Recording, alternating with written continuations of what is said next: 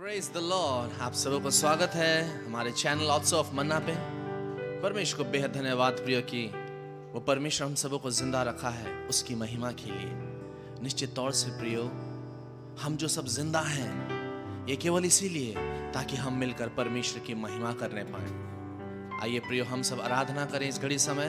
वचन सुनने से पहले आइए हम उस परमेश्वर की आराधना करें, उस परमेश्वर की स्तुति करें प्रियो। निश्चित तौर से प्रियो, आपको मालूम है आज हमारा ये इच्छा होना चाहिए, हमारा ये डिजायर होना चाहिए कि हम उस परमेश्वर को ऊंचा उठाएं। आज हम प्रत्येक जन का प्रियो ये इच्छा, ये डिजायर होना चाहिए कि मेरे जीवन से ए परमेश्वर तेरी महिमा निरंतर होने पाए। आइए उस परमेश्वर की आराधना करें।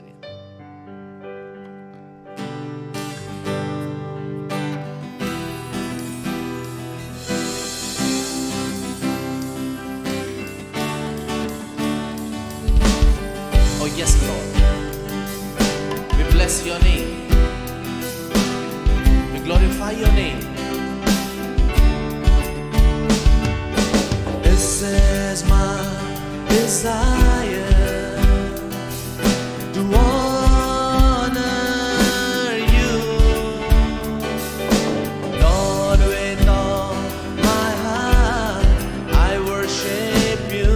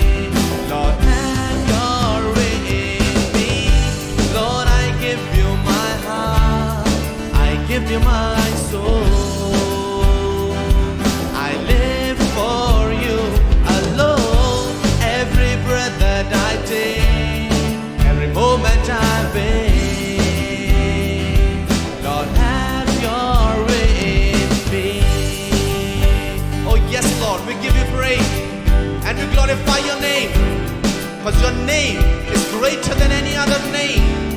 In your name there is healing, in your name there is miracle, oh Lord. We bless your name and we honor your name. Lord, I give you my heart, I give you my soul. I live for you alone, every breath that I take, every moment I wait. Lord, have your way in me. Lord, I give you my heart, I give you my soul. I live for you alone, every breath that I take, every moment I wait. Lord, have your way in me. Oh yes, this is my desire. This is my desire to honor you, Lord, with all my heart I worship you.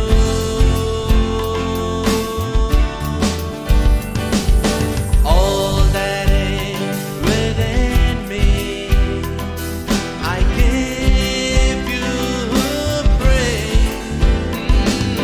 All that I adore is in you. Lord, I give you my heart. Lord, I give you my heart. I give you my soul. I live for you alone, every breath that I take, every moment I wait. Lord, have your way in me. Lord, I give you my heart,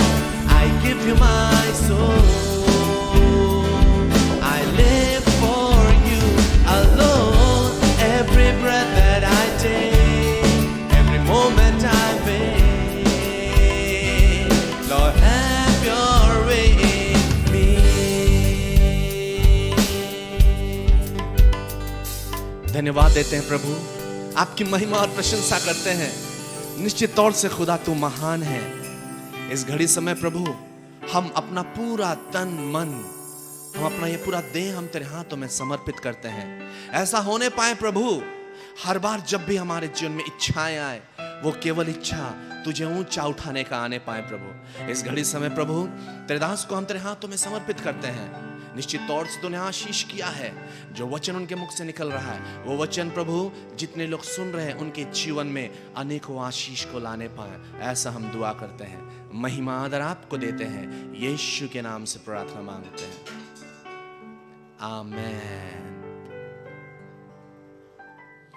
Praise the Lord, hallelujah. Welcome to the Odds of Manna. परमेश्वर को धन्यवाद देते हैं प्यारो। पुनः आज आप लोगों के बीच में इस चैनल के द्वारा से हम परमेश्वर के वचन को लाने पा रहे हैं। परमेश्वर ने आप सबों को और हमें भी जीवित रखा है। ये परमेश्वर का अनुग्रह है हमारे जीवन में। आज भी हम ढेर सारे बातों को सीखने को चाह रहे हैं, इसलिए सब लोग दिल थाम के बैठिए और बहुत ध्यान से परमेश्वर के वचन को सुने। आइए हम लोग दुआ प्रार्थना करते हैं, उसके बाद में हम परमेश्वर के वचन में जाएंगे। सर्वसामर्थी सेनाओं का यह परमेश्वर पिता, इज़राइल का परमेश्वर, दाऊद का परमेश्वर, इब्राहिम का परमेश्वर, प्रभु जी हम आपको धन्यवाद देते हैं आज की संध्या के समय के लिए। प्रभु जी आपने परमेश्वर पिता अनुग्रह प्रदान किया है कि प्रभु जी हम तेरे वचन के सहभागिता में आए और प्रभु जी हम अपने हृदय, अपने आत्मा को प्रभु जी परमेश्वर पिता तेरे वचन से तरोबर करने पाए। प्रभु जी लॉर्ड, आपका वचन आत्मा और जीवन है प्रभु जी, इसलिए हमारी सहायता कीजिए, हमारी मदद कीजिए। जितने लोग इस समय जुड़ चुके हैं या तो बाद में ऑफलाइन देखेंगे प्रभु जी, उनको भी आप परमेश्वर पिता आशीषित कीजिए। यीशु मसीह के सामर्थ्य और मधुर नाम मांगते सुनिए, अदय से स्वर्ग राज्य में ग्रहण कीजिए, amen amen. Praise God, hallelujah. आज जिस विषय में हम बात करने को जा रहे हैं वो है हु कैन रिसीव मोर, यानी कौन अधिक प्राप्त कर सकता है या तो ग्रहण कर सकता है। कौन व्यक्ति, उसका पोजीशन क्या होना चाहिए, कैसे रहना चाहिए परमेश्वर के पास में, ताकि परमेश्वर से वो जो आत्मिक धरोहर जो हमको देना चाहता है, स्पिरिचुअल एसेट जो देना चाहता है हम लोग को, उसको हम ज्यादा से ज्यादा कैसे रिसीव करने पाए। अब क्यों जरूरत है हम लोगों को रिसीव करने के लिए, एक बात बताना चाहते हैं। बहुत सारे लोगों का डिजायर है, इच्छा है कि सोसाइटी में, समाज में और इस मसीहत में या परमेश्वर के राज्य में, इस संसार में मेरा जीवन असरदार हो, मैं एक असर को लेकर आऊं, मैं एक चेंज को लेकर आऊं, मेरा जीवन लोगों के जीवन को बदलने पाए या असरदार होने पाए, इंपैक्टफुल होने पाए। असरदार हमारा जीवन तब होगा जब हमारे पास में इस संसार के लिए जो उनको समस्या है उसके लिए हमारे पास में सल्यूशन होगा, उनके लिए निवारण होगा, उनके लिए हल की बातें होंगी, उनका समस्या को दूर करने वाली बातें, मेडिसिन हमारे पास में होगा। अब जब तक हम परमेश्वर से रिसीव नहीं करेंगे, उससे हम प्राप्त नहीं करेंगे, तो हम दे भी नहीं पाएंगे। इसीलिए हमें परमेश्वर से पहले रिसीव करना पड़ेगा, ग्रहण करना पड़ेगा, अर्जित करना पड़ेगा। उसके बाद जब हम उन बातों को इस संसार में बांटेंगे, तब जाके हमारा जीवन असरदार होगा और उनका जीवन में हम एक असर ला सकते हैं परमेश्वर के राज्य में, और परमेश्वर का महिमा इससे होगा। इसीलिए आज हमें परमेश्वर से रिसीव करना बहुत जरूरी है। अब बहुत समय में हम क्या करते हैं कि परमेश्वर से कैसे प्राप्त करना है, रिसीव करने के लिए एक पोजीशनिंग चाहिए, हमारा एक हार्ट का कंडीशन चाहिए। वो तमाम बातों को आज हम चर्चा करने के लिए जा रहे हैं, और बहुत विस्तार में तो नहीं जाएंगे, लेकिन कुछ की पॉइंट्स को, कुछ कुंजियों को हम जानने की कोशिश करेंगे। हालेलुया। आइए हम लोग एक वचन को हम लोग देखेंगे जो मत्ती रचित सुसमाचार उसका 13 अध्याय 10 से लेके 13, यहाँ पर क्या लिखा हुआ है। चेलों ने पास आकर उससे कहा, तू लोगों से दृष्टांतों में क्यों बातें करता है? उसने उत्तर दिया, तुमको स्वर्ग के राज्य के भेदों की समझ दी गई है, पर उनको नहीं। ये घटना जो है जहां पर हम लोग देखते हैं कि यीशु मसीह पहला दृष्टांत कहता है, जो मत्ती 13 अध्याय में है, जब पहला दृष्टांत कहता है, बीज बोने वाला का दृष्टांत। और इस दृष्टांत को सुनने के बाद में चेले लोग यीशु मसीह के पास में एकांत में आते हैं और उसको पूछते हैं कि इस दृष्टांत का मतलब क्या है। और चेले लोग यीशु मसीह को कहते हैं कि तू दृष्टांत में लोगों से क्यों बातें करता है, क्योंकि आप दृष्टांत में बातें करते हैं, लोगों को समझ में नहीं आता है, तो आपका बोलना तो बेकार हुआ। इस प्रकार का संदर्भ लेकर यीशु मसीह के पास में उसके चेले लोग आते हैं और कहते हैं तो दृष्टांत में क्यों बातें करता है। तो यीशु मसीह उत्तर दे रहा है, उसी खंड में से हम लोग देख रहे हैं। आगे क्या लिखता है? क्योंकि जिसके पास है उसे दिया जाएगा और उसके पास बहुत हो जाएगा। ये बहुत सारे लोगों को कंफ्यूज करता है कि जिसके पास है उसे दिया जाएगा और उसके पास बहुत हो जाएगा, परंतु नीचे लिखा है पर जिसके पास कुछ नहीं है उसे जो कुछ उसके पास है वह भी ले लिया जाएगा। बहुत से सदियों से बहुत सारे लोगों का सवाल है ये किस प्रकार का वचन है, लेकिन आज हम समझने की कोशिश करेंगे कि यहां पर परमेश्वर कहना क्या चाह रहा है। फिर आगे क्या कहता है पढ़ेंगे। पर जिसके पास कुछ नहीं है उसे जो कुछ उसके पास है वह भी ले लिया जाएगा। मैं उनसे दृष्टांतों में इसलिए बातें करता हूँ कि वे देखते हुए नहीं देखते और सुनते हुए नहीं सुनते और नहीं समझते। इस तरह का बात लेकर आता है। तो यहां पर यह अजीब बात है, जिसके पास है उसे और दिया जाएगा और जिसके पास कुछ नहीं है, जो कुछ थोड़ा मोड़ा बच्चा है वो भी ले लिया जाएगा। तो इसका मतलब रिसीव करना, ज्यादा रिसीव करने एक बहुत बड़ा इंपॉर्टेंट कड़ी है। जिसके पास है उसे और दिया जाएगा, ही विल रिसीव मोर। आज किसके पास क्या है जिसको और दिया जाएगा, इन तमाम बातों को भी देखेंगे। तो यीशु को जो पूछते हैं कि प्रभु आप छुपा छुपा के क्यों बोलते हैं, दृष्टांत में क्यों बोलते हैं, मिस्टीरियस वे में क्यों बोलते हैं, ये चेलों ने यीशु मसीह को कहा। तब एक बात जानने की आवश्यकता है कि परमेश्वर का जो कीमती बात है, दमदार बात है, वो सब परमेश्वर एक स्पेशल तरीके से देता है। वो छुपा के देता है, एक ऐसा पैकेज में देता है जिसमें कि बात परमेश्वर देता भी है लेकिन छुपा के देता है। क्योंकि हमारा परमेश्वर जो है ना, अपने आप को छुपाने वाला परमेश्वर है। Our God is a hiding God, Bible बताती है। इसीलिए उसकी बातें जो आती है ना, वो छुप के आती है, मिस्टीरियस में, रहस्यमय तरीके से आती है। अब सवाल पैदा होता है कि परमेश्वर क्यों अपनी बातों को रहस्यमय तरीके से बताता है। पुराना नियम में आप भविष्यवक्ताओं का पुस्तक को देखिए, जहां पर परमेश्वर जब उनको दर्शन देता था और दर्शन के मध्य से कुछ बताता था, तो उस समय हम देखने पाते हैं कि यीशु मसीह दृष्टांतिक रूप से दर्शन देता था। और कई बार भविष्यवक्ता लोग समझने नहीं पाते थे, फिर कोई स्वर्गदूत आता था, फिर समझाता था। प्रकाशित वाक्य में ऐसे बातें बहुत से रहे, यिर्मयाह के पुस्तक में है, यहेजकेल के पुस्तक में है, और भी बहुत सारे प्रॉफिट्स लोगों के बुक में इस तरह से मिलेगा। तो प्रभु क्यों छुपा के देता है, क्यों आत्मिक धरोहर को, आत्मिक बातों को, जो कीमती बातें हैं, वो हमारे जीवन के लिए लाभदायक है, कारगर है, ऐसे बातों को परमेश्वर क्यों छुपा छुपा के देना चाहता है। इसके पीछे परमेश्वर का एक उद्देश्य है। परमेश्वर इसलिए छुपा के देता है कि वो पहला चेक करना चाहता है कि ये व्यक्ति इंटरेस्टेड है कि नहीं इसको जानने के लिए, ये व्यक्ति प्यासा है कि नहीं इसको जानने के लिए। जब मैं इसको बता रहा हूं तो चेक करेगा कि इसको जानने का इच्छुक है कि नहीं और इन प्यासा है कि नहीं। क्योंकि बिना प्यास और बिना इंटरेस्ट का परमेश्वर को मजा नहीं आता कोई चीज को देने के लिए, इसीलिए परमेश्वर छुपा के देना चाहता है।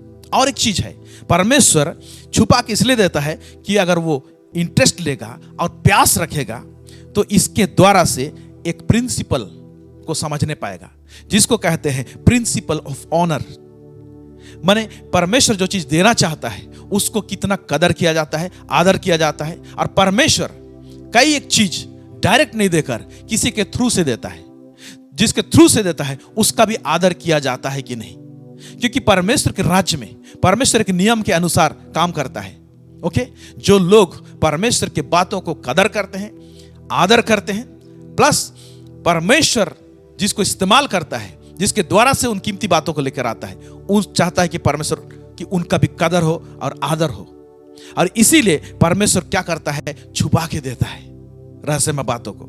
तो प्रिंसिपल ऑफ ऑनर में परमेश्वर हम लोग को उस पोजीशन में खड़ा करना चाहता है। हालेलुया।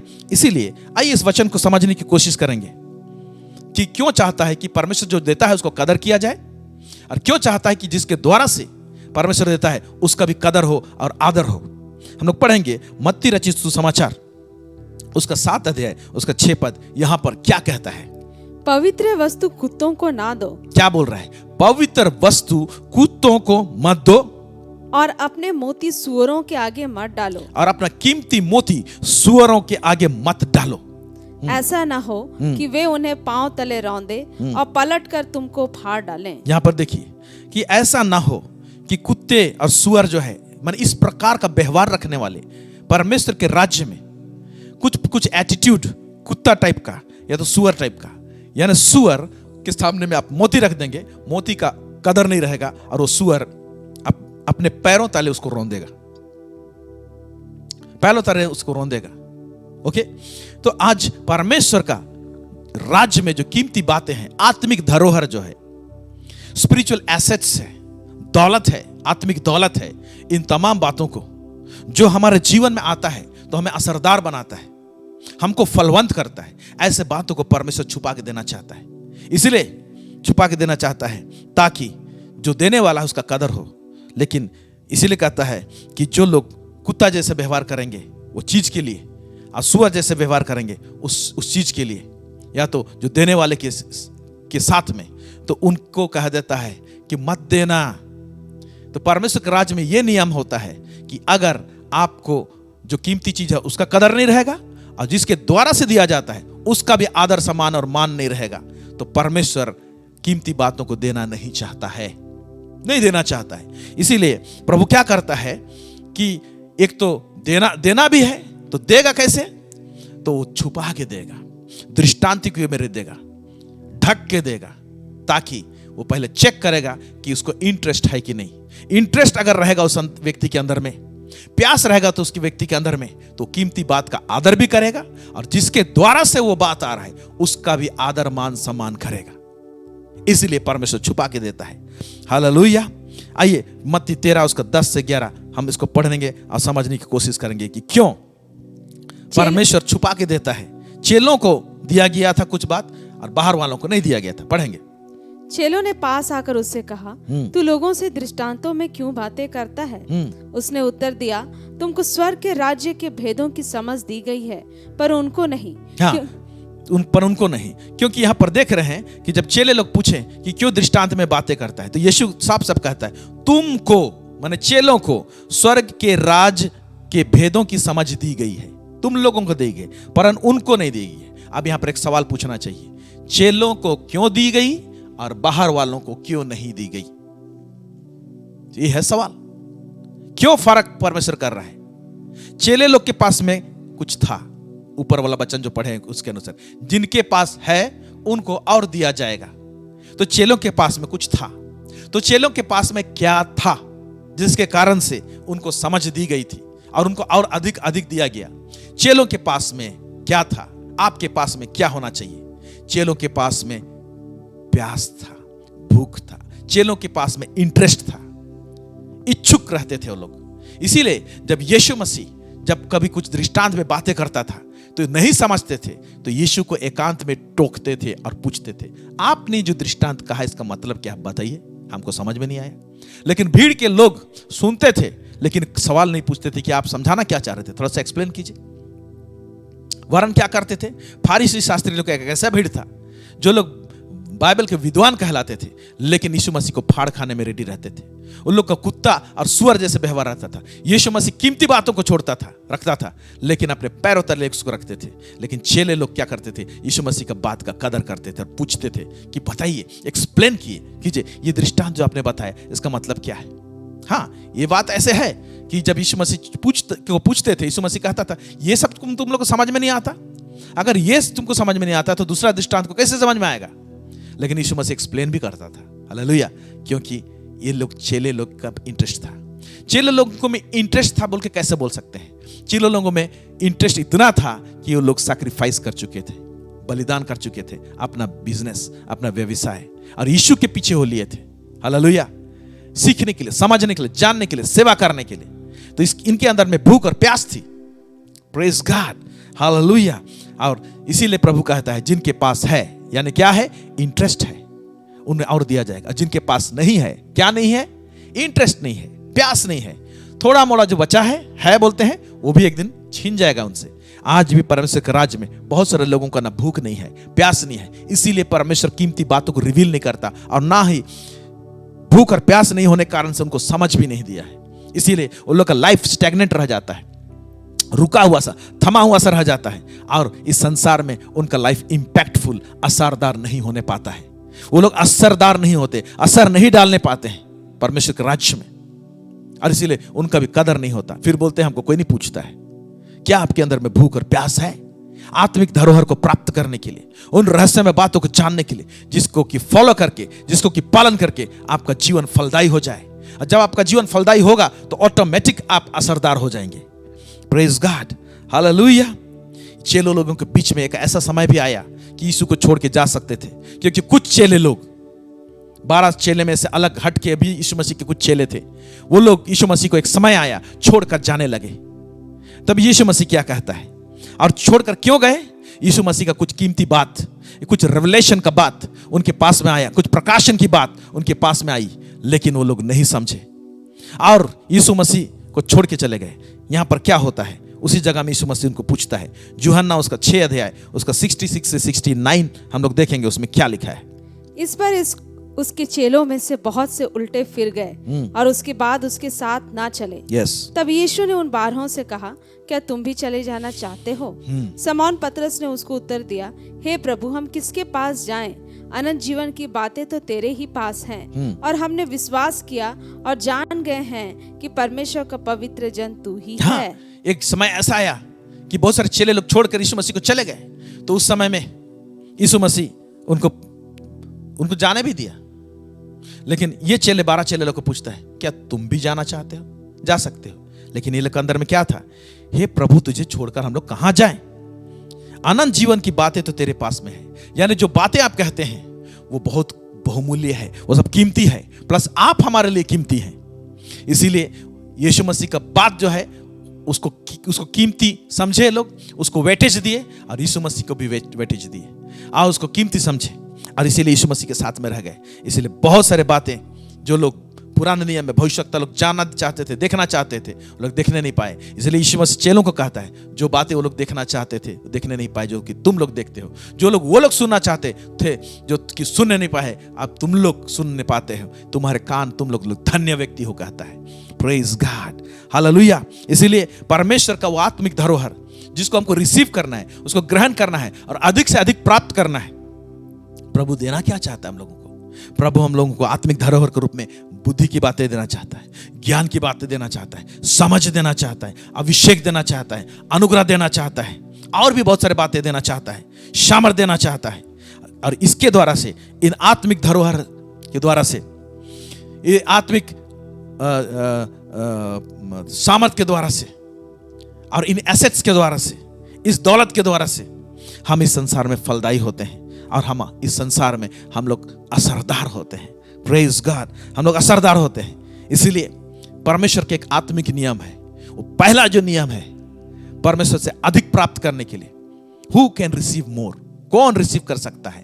पहला जो की पॉइंट है, जो सबसे इंपॉर्टेंट है, वो है इंटरेस्ट। और उसके साथ में हम जोड़ के बताएं तो दूसरा शब्द इस्तेमाल करें तो, जिसके अंदर में प्यास है, प्यास है, उसको प्रभु देना चाहता है। इसीलिए एक जगह में कहा है इस प्रकार से, जो यूहन्ना उसका 7 उसका 37 से 39 यहां पर क्या लिखता है। पर्व के अंतिम दिन, जो मुख्य दिन है, यीशु खड़ा हुआ और पुकार कर कहा, यदि कोई प्यासा हो तो मेरे पास आए और पिए। यहां क्या लिखता है? यदि कोई प्यासा हो तो मेरे पास आए और पिए। अगर प्यासा हो तो आए और पिए, अगर प्यासा नहीं है तो डोंट कम। आप मुझसे नहीं रह सकते, मैं देना भी नहीं चाहूंगा। यदि कोई प्यासा है तो प्रभु के पास में किस बात के लिए? आत्मिक दान वरदान का भूख और प्यास रहना चाहिए, उस ग्रेस के लिए भूख प्यास रहना चाहिए, बुद्धि की बातें, क्योंकि यीशु मसीह बुद्धि का भंडार है, उस बुद्धि की बातें के लिए, प्रकाशन की बातों के लिए उसे भूख और प्यास रखना चाहिए। इसलिए यदि कोई प्यासा है तो आए और इसको पी जाए, मेरे पास से बुद्धि की बातें पी जाए, ज्ञान की बातें पी जाए। हालांकि यहां पर खासकर एक स्पेशल चीज के विषय में कह रहा है, वो पवित्र आत्मा के दान के विषय में कह रहा था। पढ़ेंगे नीचे, जो मुझ पर विश्वास करेगा, जैसा पवित्र शास्त्र में आया है, उसके हृदय में से जीवन के जल की नदियां बह निकलेंगी। उसने यह वचन पवित्र आत्मा के विषय में कहा, जिसे उस पर विश्वास करने वाले पाने पर थे। क्योंकि आत्मा अब तक ना उतरा था, क्योंकि यीशु अब तक अपनी महिमा को ना पहुंचा था। हाँ, यहाँ पर कह रहा है ना, पवित्र आत्मा के दान के विषय में लिखा हुआ है। और पवित्र आत्मा का कई वरदान है, वो सब जुड़ के इसमें है, समझ लीजिए। प्रभु देना चाहता है, लेकिन शर्त क्या है? पीजिए। उसके हृदय में किससे जीवन की जल की नदियां बह निकलेंगी, बोल रहा है। जब अंदर से निकलेगा, यानी रिलीज करेंगे या रिलीज होगा, तो संसार में जरूर असरदार होगा व्यक्ति। वो जो चीज उसके अंदर से रिलीज होगा, जो परमेश्वर से पाया है, वो संसार में एक असरदार चीज होगा। इसीलिए असरदार होना है तो पहले पीना पड़ेगा, या तो रिसीव करना पड़ेगा। जब तक आप रिसीव नहीं करते हैं, जब ग्रहण नहीं करते हैं, तो आप रिलीज भी करने नहीं पाएंगे। ये बात यहां पर कहता है। तो ये आत्मिक नियम यहां पर फॉलो होता है। हालेलुया। आइए, प्यास के मामले में हम, भूख और प्यास के मामले में प्रभु का एक डिफरेंट टाइप का हरकत प्रभु देखना चाहता है। एक व्यक्ति का उदाहरण उठाएंगे, सचमुच में वो भूखा और प्यासा था परमेश्वर से प्राप्त करने के लिए, और जिस चैनल से वो चीज प्राप्त कर सकता था उसका भी उसके जीवन में कदर था और आदर था। यस, परमेश्वर कई एक बातें जो है वो डायरेक्टली नहीं देता है, वो किसी के थ्रू से देगा, आपके पड़ोसी से देगा, आपके बाजू से देगा, या एक प्रभु के दास के थ्रू से देगा, एक पवित्र जन के द्वारा से देगा, एक बुलाए हुए व्यक्ति के द्वारा से देगा। और यहां पर हम लोग ऐसे देखते हैं। तो जब उस चैनल से, जिस चैनल से वो आता है, जिस व्यक्ति के द्वारा से आता है, तो प्रभु चाहता है कि उसका आदर और कदर हो। क्यों इसको रखता है, इसको, इस प्रिंसिपल को, इस प्रोटोकॉल को, इस सिस्टम को रखा है? क्योंकि प्रभु चाहता है कि एक व्यक्ति परमेश्वर के सामने भी दीन रहे और मनुष्य के सामने भी दीन रहे। दीनता को सिखाने के लिए, नम्रता को सिखाने के लिए। कई एक लोग ये सोचते हैं कि सब चीज मैं डायरेक्टली परमेश्वर से पाऊंगा। Not at all. हर एक चीज, सब चीज डायरेक्टली परमेश्वर से नहीं पाएंगे। हाँ, वो परमेश्वर से ही आता है, लेकिन थ्रू ए चैनल परमेश्वर रखता है। और उस चैनल को चाहता है कि उस व्यक्ति को चाहता है कि ये व्यक्ति आदर करे, सत्कार करे, जिससे कि क्या हो कि अपने आप को एक दीनता का लाइन में लेकर आए, खड़ा करे। उस दीनता को सिखाने के लिए परमेश्वर ऐसा करता है। हालेलुया, प्रेज गॉड, आमेन। हम लोग देखेंगे दूसरा राजा, उसका 2 अध्याय, उसका 1 से 11 के बीच में हम लोग ये तमाम बातों को पढ़ेंगे। यहां पर एक बात है, हम लोग एक दो स्पेशल कैरेक्टर को पाते हैं। एक प्रोफेट है जिसका नाम है एलाइजा, एलिया, और दूसरा व्यक्ति है उसका सेवादार, या तो उसके साथ में रहता था, सेवा टहल करता था, उसका नाम है एलिशा। और एक ग्रुप मिलते हैं, भविष्यवक्ताओं का पुत्र लोग हैं, चेले लोग कुछ हैं भविष्यवक्ता का, जिनको कि एलिया नबी टीच करता था, सिखाता था। एलिया के दिनों में, सामुएल के दिनों में प्रोफेटिक स्कूल सब होते थे, और उनके अंतर्गत में बहुत सारे ग्रुप के लोग, प्रोफेट लोग होते थे, जिनको कि मेजर प्रोफेट लोग, जो गुरु लोग रहते थे, लोग सिखाते थे परमेश्वर का आवाज को कैसे आइडेंटिफाई करना, दर्शन को कैसे समझना, ड्रीम्स को कैसे इंटरप्रेट करना, कैसे अनुवाद करना, परमेश्वर के बात को कैसे पहचानना, प्रोफेटिक इंसिडेंट सबको कैसे समझना, इन तमाम बातों को टीच किया जाता था। तो ऐसा ही एक स्कूल था। तो कुछ ग्रुप हैं इसमें, और इसी ग्रुप में एक बंदा है जिसका नाम एलिशा है, जो कि खास है एलिया का सेवा टहल करने वाला। तो इनके बीच में क्या हो रहा है?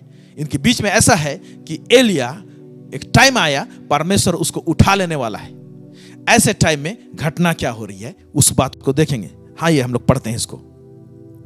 जब यहोवा एलिया को बवंडर के द्वारा स्वर्ग में उठा लेने को था, तब एलिया और एलिसा दोनों संग संग गिलगाल से चले। एलिया ने एलिसा से कहा, यहोवा मुझे बेतेल तक भेजता है, इसलिए तू यहीं ठहरा रह। एलिसा ने कहा, यहोवा के और तेरे जीवन की शपथ, मैं तुझे नहीं छोड़ने का। इसलिए वे बेतेल को चले गए।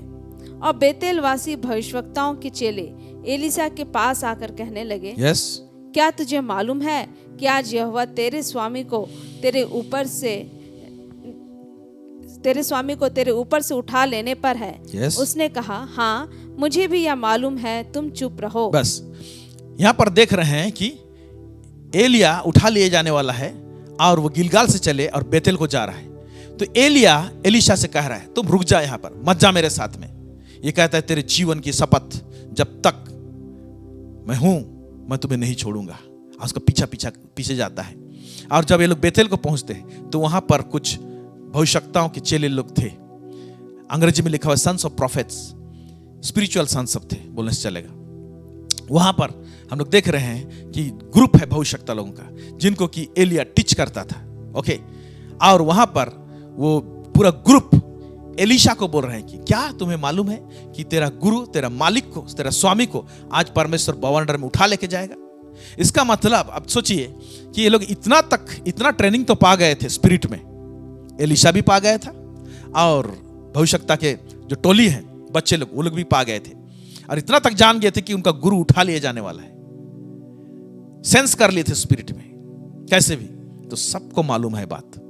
तो सोचिए कि कैसे टीचिंग्स पाते थे कि गुरु उठा लिया जाने वाला है। लेकिन एक फर्क मिलता है, जो कि भीड़ के जितने भी भविष्यवक्ता लोग थे एलिया के अंडर में, उनका एक अलग प्रकार का हरकत है और एलीशा का अलग प्रकार का हरकत है। एलीशा के अंदर में भूख और प्यास है कि मेरा मालिक, मेरा गुरु उठा लिया जाने से पहले मुझे कुछ प्राप्त करना है। क्या प्राप्त करना है?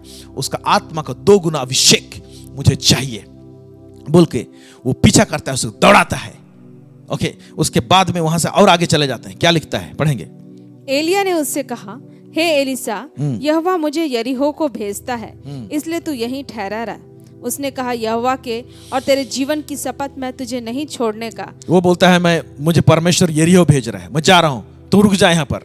बोलता मैं शपथ खाता हूं, मैं ऐसे नहीं करूंगा, मैं तुझे नहीं छोड़ूंगा, मैं जाऊंगा बोलता है। फिर क्या होता है? अतः वे यरीहो को आए और यरीहो वासी भविष्यवक्ताओं के चेले एलीसा के पास आकर कहने लगे, क्या तुझे मालूम है कि आज यहोवा तेरे स्वामी को तेरे ऊपर से उठा लेने पर है? इसका मतलब प्रोफेटिक स्कूल का एक यूनिट कहां था? यरीहो में था, एक बेतेल में था। ये सब हम लोग देख रहे हैं। ये प्रोफेटिक स्कूल के स्टूडेंट्स लोग हैं। आज भी बहुत जगह प्रोफेटिक स्कूल सब होते हैं। बहुत लोग इसको मानते हैं, बहुत लोग नहीं मानते, लेकिन है, होता है, क्योंकि आत्मिक बातें जो है उसको सिखाया जाता है। आत्मा में कैसे देखना, कैसे झांकना, क्या क्वालिटी होना चाहिए, कैसे देख सकते हो, प्रोफेटिक इवेंट्स को कैसे समझना। हालेलुया। प्रभु भिन्न भिन्न तरीके से बातें करती है। तो इन सब चीज, इस सब भविष्यवक्ता मेजर प्रॉफिट्स लोग सिखाते हैं, क्योंकि वो लोग सीखे रहते हैं। इसीलिए अब परमेश्वर क्या कर रहा है? एलिया को एक जगह से दूसरी जगह से तीसरी जगह लेके जा रहा है। और जो व्यक्ति प्यासा है उसके अंदर का प्यास को और क्या कर रहा है? वो एक्टिवेट कर रहा है और उसके अंदर में खोल रहा है, प्यास हो रहा है उसके अंदर में। ओके, इसीलिए एक जगह से दूसरा जगह से तीसरा जगह ये प्रभु देख रहा है, क्योंकि ये व्यक्ति जो चीज का प्यास रखा है ये बहुत कीमती और भयंकर चीज मांगने वाला है। 2 गुना अभिषेक। क्योंकि एलिया बोलता है, जब मांगता है तो मांग, तुम्हें क्या चाहिए? जब बोलता है तो तुम्हें 2 गुना आत्मा का अभिषेक चाहिए बोलता है। तुमने बड़ा कठिन बात मांगा। यस, कई एक कठिन बात के लिए जब तक हार्ट में प्यास नहीं रहेगा, जब तक हृदय में प्यास नहीं रहेगा, जब तक आपका इंटरेस्ट नहीं रहेगा, ऐसे कीमती बातें नहीं मिलती। इसीलिए प्रभु बोलता है, पवित्र चीज कुत्तों के सामने मत फेंको, मोतियों को सुअर के सामने मत फेंको। सुअर ना इंटरेस्ट लेता है, ना जानने की कोशिश करता है, ना समझने की कोशिश करता है कि मोती चीज क्या है, जो कि कितना कीमती होता है। उसको कमाने के लिए कितना मेहनत करना पड़ेगा, कितना वेजेस उठाना पड़ेगा, उसके बाद एक व्यक्ति कमा सकता है। सुअर को एक कदर नहीं है। ऐसे आज परमेश्वर के राज्य में कुछ लोग कदर नहीं करते हैं आत्मिक बातों का, गहरी बातों का, जो उनके जीवन को असरदार बना सकता है, उनके जीवन में उनको फलदायी बना सकता है।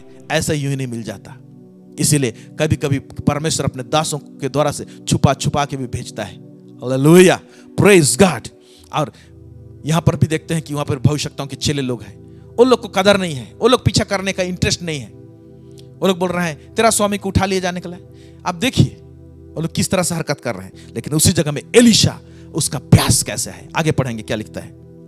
फिर एलिया ने उससे कहा, यहोवा मुझे यरदन तक भेजता है, इसलिए तू यहीं ठहरा रहा। उसने कहा, यहोवा के और तेरे जीवन की शपथ मैं तुझे नहीं छोड़ने का। अतः वे दोनों आगे चले और भविष्यवक्ताओं के चेलों में से 50 जन जाकर उनके सामने दूर खड़े हुए और वे दोनों यरदन के किनारे खड़े हुए। तब एलिया ने अपनी चद्दर पकड़कर ऐंठ ली और जल पर मारा। तब वह इधर उधर 2 भाग हो गया और वे दोनों स्थल ही स्थल पार उतर गए। यहाँ पर हम लोग देख रहे हैं कि 50 लोग भविष्यवक्ता के चेले लोग हैं, जिनको ट्रेन कर रहा था। लोग दूर, जर्दन से दूर लोग खड़े हैं और ये लोग आगे बढ़ रहे हैं।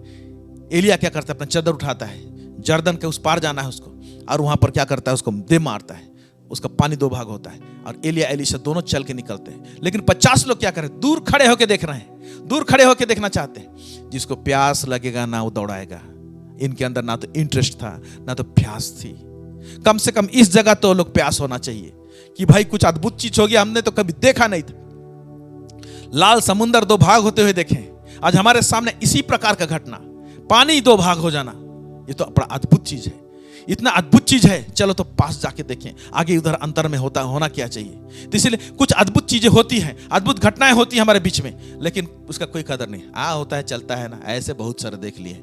इस प्रकार का जो एटीट्यूड रहता है ना, ऐसे लोग परमेश्वर से ज्यादा नहीं पाएंगे, रिसीव नहीं करने पाएंगे। रिसीव करने के लिए, ग्रहण करने के लिए, आत्मिक धरोहर, एक इंपैक्टफुल लाइफ को जीने के लिए परमेश्वर देना चाहता है। उसके लिए आपको पोजीशनिंग होना पड़ेगा। वो पोजीशनिंग क्या है? हार्ट का पोजीशन ये होना चाहिए, उसके अंदर में प्यास होना चाहिए।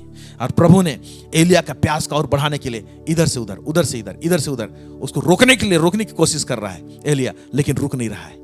और क्या कर रहा है? उसका हार्ट का कंडीशन रेडी हो रहा है वो 2 गुना अभिषेक को प्राप्त करने के लिए। ये लोग क्रॉस कर जाते हैं और आगे अगर पढ़ेंगे, पूरे बातों को देखेंगे तो वहां पर लिखता है कि एलिया एलीशा से पूछता है, मांग, तुझे मेरे जाने से पहले तुमको क्या चाहिए? उसने कहा कि मुझे 2 गुना अभिषेक चाहिए, आपका आत्मा का 2 गुना अभिषेक चाहिए। एलिया उसको बोलता है, बड़ा कठिन चीज मांगा है, फिर भी जब मैं उठा लिया जाऊं उस समय तुम देखने पाएगा मुझे, तब तो हो सकता है। एक कठिन चीज दे दिया। अब सोचिए, बवंडर में उठा लिया जाएगा।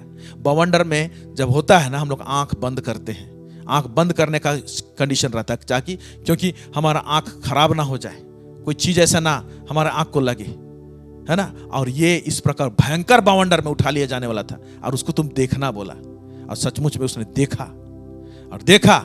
और उसके बाद हम लोग देखते हैं कि एलिया का 2 गुना अभिषेक एलीशा के ऊपर उतरता है।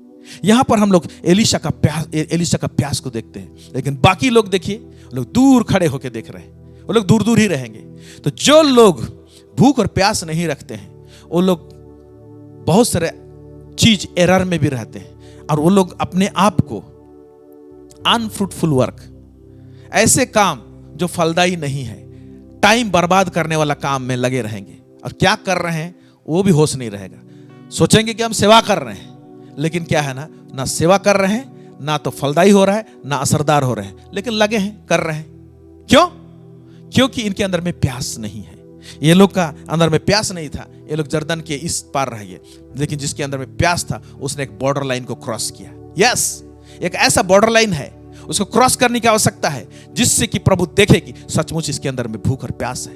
वो बॉर्डर लाइन क्या है आपके लिए, उसको चेक कीजिए। आपके एनवायरनमेंट में स्थिति परिस्थिति क्या है? हो सकता है कि कोई ऐसा चीज जो आपका समय को क्या करता है, सबको लगता है कि मुझे समय नहीं मिलता है, लेकिन आप समय निकाल के प्रभु के चरणों में बैठेंगे, वो बॉर्डर लाइन को क्रॉस करने वाली बात है। आपका घर में टफ सिचुएशन है, फिर भी आप टाइम निकालते हैं और परमेश्वर के वचन में ध्यान मनन करते हैं, वो बॉर्डर लाइन को आपको क्रॉस करना है। आपको नींद बहुत आता है, आप अपना नींद को मारेंगे प्यास के खातिर, वो बॉर्डर लाइन को क्रॉस करना पड़ेगा। Hallelujah, praise God. तब जाके इस प्रकार के आत्मिक धरोहर आपके जीवन में रेस्ट करेंगे। इस अंत के युग में जब हाहाकार मचा हुआ है और लोगों को बहुत प्रकार के नीड्स है, उनको शांति चाहिए, उनको पीस चाहिए, उनको डायरेक्शन चाहिए। इस पैंडेमिक के टाइम में उथल पुथल चल रहा है, उनको कुछ चाहिए। क्या आप देंगे? आप देंगे कब? जब तक आप रिसीव नहीं करने पाएंगे तब तक देने नहीं पाएंगे। इसीलिए get, receive it from God. और टू रिसीव इट आपके अंदर में इमेंस एक प्यास रहना चाहिए, आपके अंदर में प्यास रहना चाहिए, इंटरेस्ट रहना चाहिए। हालेलुया। तो जिनके अंदर में इंटरेस्ट नहीं था वो लोग क्या किए देखिए, जब एलीशा का 2 गुना अभिषेक एलिया का 2 गुना अभिषेक एलीशा के ऊपर में उतरा।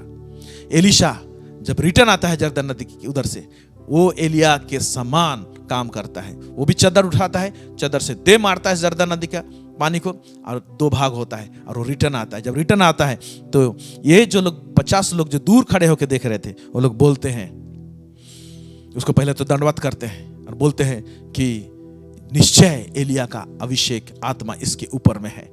ओके, और क्या बोलते हैं, एलिया तो बवंडर में उठा लिया गया, अब इस एलिया को खोजने के लिए ये लोग कुछ लोगों को भेजेंगे बोलते हैं। अब लोग का डिस्कशन को देखिए, 2 राजा उसका 2 अध्याय 16 से 18 में आपको पढ़ने को मिलेगा, देखेंगे।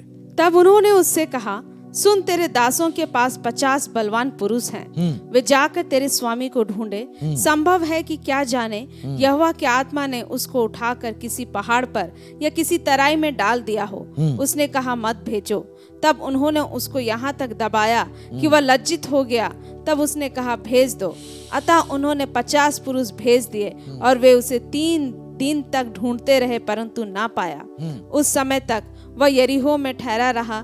अतः जब वे उसके पास लौट आए तब उसने उनसे कहा, क्या मैंने तुमसे ना कहा था कि मत जाओ?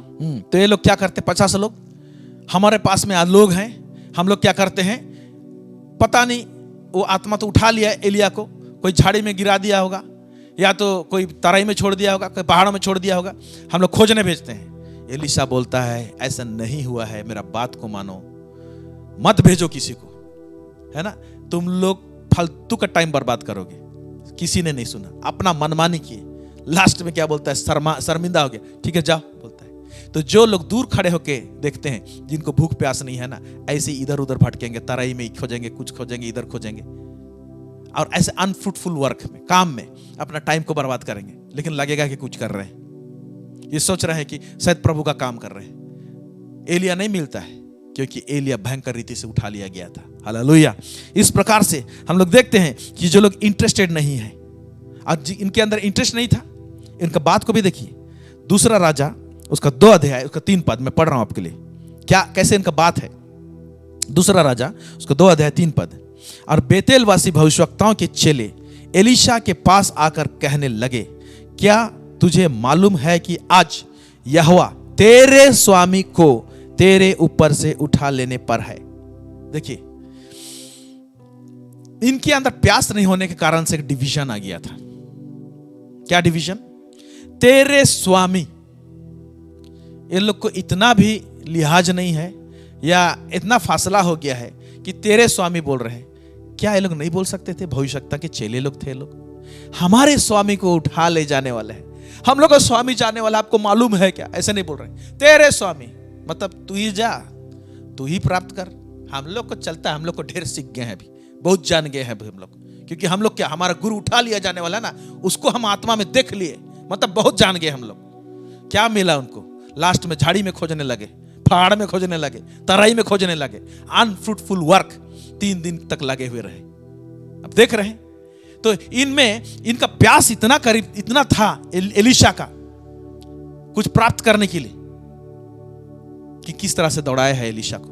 और इनके ये लोग भी कम से कम जर्दन नदी 2 भाग हुआ आंख के सामने, तो कम से कम तो दिमाग ठनकना चाहिए, अरे कुछ छींटा हम लोग के ऊपर में पड़ जाए, वो आशीष का, वो ग्रेस का, वो अनुग्रह का, चलो हम लोग भी जाते हैं, हम लोग भी पुकारेंगे, बोलेंगे, कम से कम कोशिश तो करते। कोई कोशिश नहीं है। एक व्यक्ति ने कोशिश किया, देखा, प्यास था, और वो प्राप्त किया।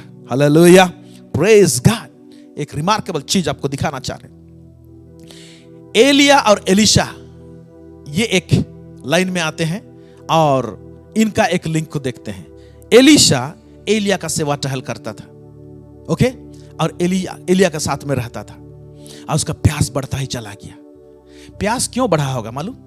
क्योंकि उसका लिविंग स्टाइल को देखा था, प्रार्थना करने का बात सबको देखा था कि ये कैसे प्रार्थना करता है। और हो सकता है कि कई एक चीजों को, क्योंकि पास में रहता था, तो थोड़ा थोड़ा एक अलग डिफरेंट वे में ये एलीशा सीखता था। और एक कुछ ऐसा ज्ञान था जो कि बाकी लोग, जो प्रोफेट्स लोग के बच्चे थे उनको पास नहीं था, इनके पास में था। यस, कई बार जब प्रभु के दासों के करीब रहते हैं, ओके, तो कुछ चीज जो सबको, भीड़ को नहीं मालूम रहेगा, लेकिन आपको मालूम रहेगा। ऐसा होता है परिवार में भी। जो बच्चे लोग माता पिता के बहुत करीब रहते हैं, दिल के करीब रहते हैं, उनको कुछ चीज सीक्रेट बताया जाता है, नहीं बताना दूसरों को, मैं तेरे को बता रहा हूं ये बात को, ओके। इस तरह से बातें होती है। तो यहां पर भी आत्मिक बातों को लेकर भी ऐसे ही होता है, ओके। तो हम लोग एलिया और एलीशा को देखते हैं, ओके। उसी तरह से जब एलिया उठा लिया गया, तो एलीशा के साथ में एक बंदा था, उसका नाम था गेहाजी। एलीशा ने तो अपने आप को पोजीशन कर लिया एलिया से रिसीव करने के लिए, लेकिन गेहाजी जो एलीशा के साथ में था, गेहाजी जो एक सेवा टहल करने वाला था एलीशा का, ओके, उसने कुछ रिसीव नहीं करने पाया। किससे? एलीशा से। एलीशा के ऊपर में एलिया का 2 गुना अभिषेक है। क्या गेहाजी को नहीं मालूम? और एलिया ने एलीशा को कैसे दिया? एलीशा के अंदर कैसे भूख प्यास था? क्या इसका इंफॉर्मेशन नहीं था? अरे इसके इतना करीब रहता था, क्या कभी शेयर नहीं किया था? अरे जब 50 लोग देखे कि कैसे भाग रहा है, तो क्या गेहाजी को नहीं मालूम था? गेहाजी को मालूम था कि 2 गुना अभिषेक जो एलीशा के ऊपर में था, इसके भूख और प्यास के कारण से, और इसको दौड़ाने के कारण से। लेकिन गेहाजी एलीशा के रहते रहते एलीशा का धरोहर, आत्मिक धरोहर को प्राप्त कर सकता था नेक्स्ट जनरेशन के लिए। लेकिन क्या प्राप्त करेगा? उसने अभिषेक प्राप्त नहीं किया, उसने कोढ़ रोग प्राप्त किया। कितना पैथेटिक, इतना माइटी मैन ऑफ गॉड के साथ में रह के वहां से कोढ़ रोग लेकर गया। उसने रिसीव क्या किया? एक रोग को रिसीव किया। इसलिए कोढ़ रोग को रिसीव किया क्योंकि ये ऑब्जर्व नहीं करता था। कब किया, क्यों किया, उसको हम लोग देखेंगे। एक घटना है, उसको बता लेता हूं, उसके बाद इस वचन को पढ़ेंगे। हम लोग पढ़ेंगे दूसरा राजा 5:27।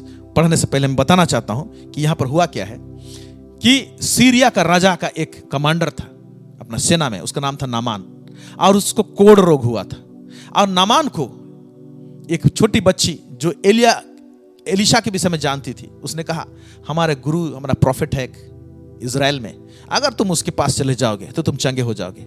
और नामान पूरा गिफ्ट विफ्ट लेकर वो आता है एलिशा के पास में, और एलिशा अपने पास नहीं आने देता है।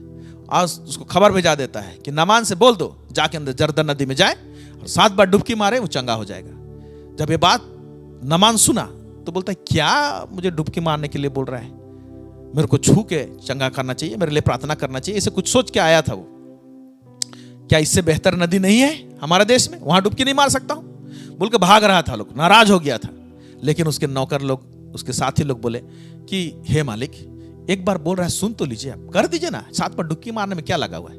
तो उनका बात को मानकर जर्दन नदी में 7 बार डुबकी मारा नामान, और वो चंगा हो गया। बड़ा खुशी खुशी वो सारा गिफ्ट लेकर एलिशा के पास में आता है देने के लिए। एलिशा क्या बोलता है उसको, मैं सारा गिफ्ट वगैरह सब नहीं लूंगा, तू जाओ यहां से, थैंक यू, बाय बाय। जब वो भाग रहा है, गिफ्ट रिसीव नहीं किया, गिफ्ट रिटर्न जा रहा है, तो गेहाजी क्या करता है, दौड़ाता है अकेले में एलिशा को बिना बताए छुप के, और वो गिफ्ट को रिसीव करने के लिए जाता है, और रिसीव भी करता है, और रिसीव करता है और लौटता है और छुपा देता है वो गिफ्ट को। एलिशा उसको बोलता है क्या ये सब गिफ्ट रिसीव करने का टाइम है, तुमने क्यों रिसीव किया, तुमको कोढ़ हो जाएगा जो कोढ़ नामान को था बोलकर। यहां पर हम लोग पढ़ेंगे दूसरा राजा 5:27। इस कारण से नामान का कोढ़ तुझे और तेरे वंश को सदा लगा रहेगा, तुझे और तेरे वंश को सदा लगा रहेगा बोलता है। ओके, फिर तब वह हिमसा श्वेत कोढ़ी होकर उसके सामने से चला गया। उसके सामने से चला गया, मानो उसके प्रेजेंस से चला गया, हमेशा हमारे से चला गया। अब उसका सेवा टहल करने वाला नहीं है। यहां पर उसको क्या चीज का भूख और प्यास रहना चाहिए, एक रेवलेशन के लिए। कौन सा रेवलेशन के लिए? जब उसका मालिक, जिसका गुरु एलिशा ने रिसीव नहीं किया वो गिफ्ट, तो उसके अंदर में क्वेश्चन आना चाहिए कि क्यों आपने वो गिफ्ट रिसीव नहीं किया, क्या है इसके पीछे सीक्रेट, जरा बताइए। ये जानना चाहिए था, ये रेवलेशन के लिए भूख और प्यास रहना चाहिए। ओके, ताकि हम जाने कि क्या है। क्योंकि उन दिनों में क्या होता था कि भविष्यवक्ता लोग से जब लोग मिलने जाते थे तो छूछा हाथ नहीं जाते थे, क्योंकि मैन ऑफ गॉड के पास में जा रहे हैं, लेट मी ऑनर बोलकर क्या करते थे, कुछ अशरफिया ले जाते थे, कुछ चांदी के सिक्के ले जाते थे, कुछ गिफ्ट लेके जाते थे। क्योंकि सामुएल के टाइम में भी ऐसा होता था। आप पढ़े होंगे सामुएल, पहला सामुएल आई थिंक, उसमें पढ़ेंगे कि जब साउल का गधा खून हो गया था उसका पिताजी का, तो साउल को उसका पिताजी बोलता है कि जा गधा खोजने के लिए। एक नौकर के साथ में जाता है, गधा खोजते खोजते मिलता नहीं उनको गधा। तब क्या होता है कि लोग रिटर्न होने पर थे उस समय में, एक दिमाग में एक बात आता है, क्या कोई भविष्यवक्ता नहीं है यहाँ पर क्या जो बता सके, उनको गाइड कर सके कि हमारा गधा कहां पर मिल जाए। तो पता चलता है कि हाँ एक भविष्यवक्ता है, उसका नाम सामुएल है।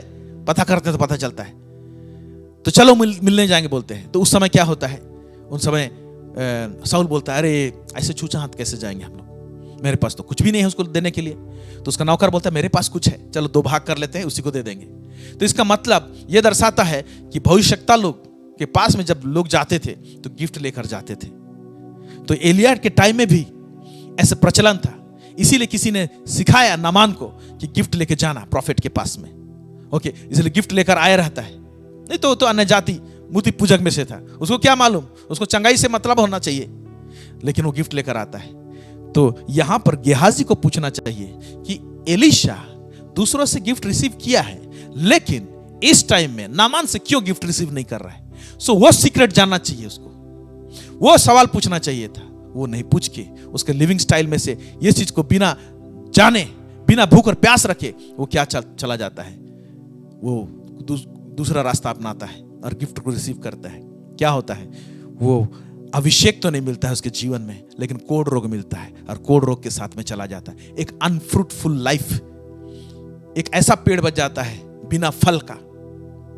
यस, गेहाजी ये बात नहीं सीखा एलीशा से कि एलीशा को कैसे प्यास था, हमारे अंदर में स्पिरिचुअल थर्स्ट कैसे बढ़ाएं, भूख और प्यास को कैसे बढ़ाएं। इसका टीचिंग्स उसने नहीं पाया, या तो नहीं पूछा, इच्छुक नहीं हुआ। अगर इस सब चीज को पूछे रहता तो उसको एलीशा सिखाया रहता कि भूख और प्यास का इंपॉर्टेंस क्या होता है। उसने नहीं सीखा और वहां से वो चला जाता है कोढ़ रोग के साथ में। आपके विषय में क्या है? गेहाजी, हालेलुया, कोढ़ रोग के साथ चला जाता है। तो एलीशा के लाइफ में जो सेवक था गेहाजी, अब गेहाजी का जगह वैकेंट हो गया, वैकेंसी हो गया, खाली हो गया। तो अब क्या किया है? गेहाजी का स्थान में दूसरा एक सेवा टहल करने वाला व्यक्ति आ गया। वो क्या आशीष प्राप्त करता है, या उसको क्या रेवलेशन मिलता है? रेवलेशन के साथ में एनकाउंटर होता है। आइए देखते हैं हम लोग गेहाजी के स्थान में क्या हुआ है। हम लोग उसको दूसरा राजा उसका 6:15 से 17 में पढ़ेंगे। थोड़ा सा सुन लें कि यहाँ पर घटना क्या है।